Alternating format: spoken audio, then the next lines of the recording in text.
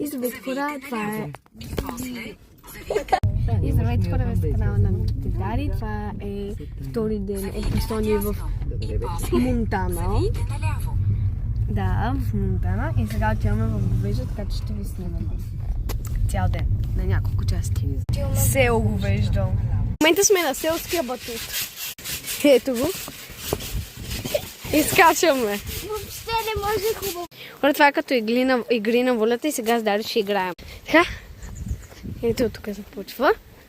Дърветата са осветени даже.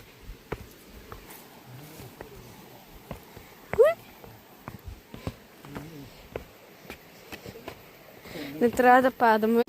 Абе хора, аз се мисля, че това е за трима, да го вземем падне. Абе пукачи.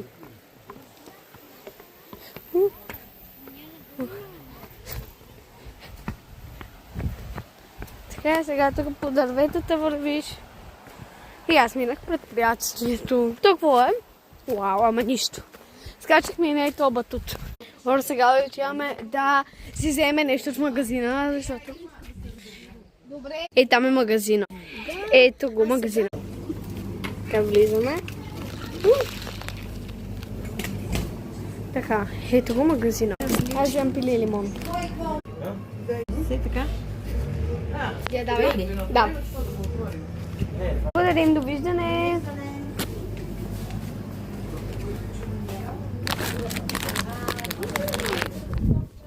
Готово. Взехме си и решта. Хора, тръгваме обратно към Монтана. Пътуваме. Така че всичко е ок. Хора, сега от ей тук надолу ще отиваме ей тук долу на язовира.